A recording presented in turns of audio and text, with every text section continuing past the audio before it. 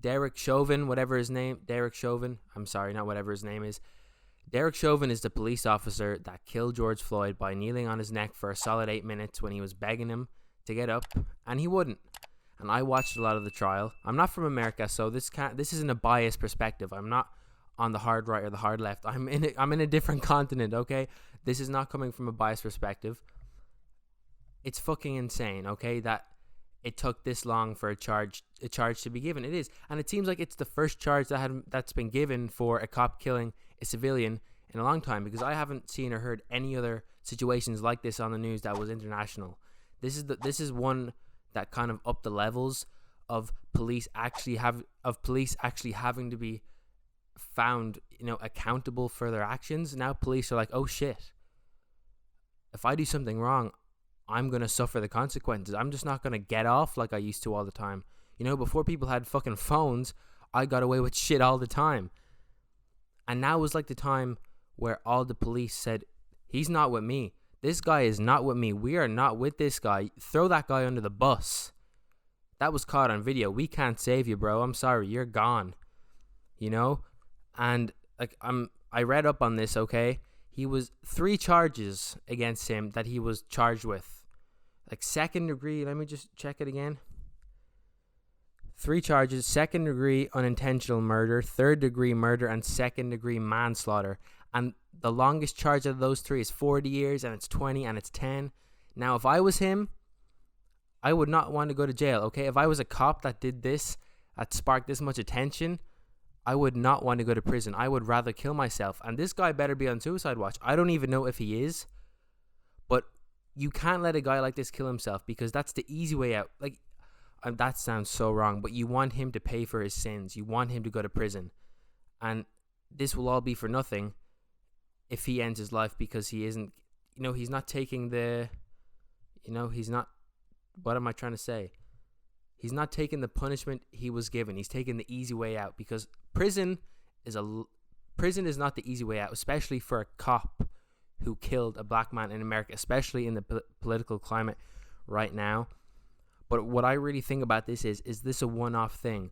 Will this spark real change, real political change, systemic change, police reform that's been needed for years in the United States? Or is it just a one-off thing? Because 1 or 2 weeks ago, the same state, near enough to where George Floyd was killed, that cop, that woman, something Potter her name is, who's a 20-year veteran on the police force, mistook a taser for a gun. And I've held a gun once. I thought I'd be good with shooting guns. I thought I'd feel pretty cool. I was shit scared with a gun, and I was terrible at shooting it. You cannot mistake a taser for a gun. That is a rookie mistake. If you're a cop for 20 years, you should not be mistaking a gun for a fucking taser. That's a rookie mistake. So if you're using that as an excuse, fuck off, okay? That is not a real excuse.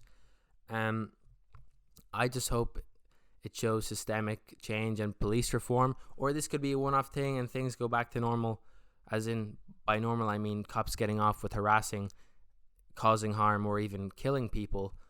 Because I bet you 100% there has been another 7 stories just like that have not been as popular or as broadcasted all over the world as the George Floyd situation. I bet you in the last week there's probably been 5-6 similar incidents, just they have not been widespread across the media. I know that a girl was trying to kill people outside her house and a cop came and shot her, but it seems like the thing is, when you pull up to a certain neighborhood as a cop, the first thing you do is you pull out a gun and put bullets in someone. You don't try and de-escalate the situation. You don't run up and try and grab the knife. If there's more than one of you, I don't know. I'm not saying I know what I would do in a situation with someone with a knife, okay? But it just seems like deadly force is the first thought that comes to people's heads in certain neighborhoods in America. They don't think, how can I de-escalate this? It's how can I get rid of this person?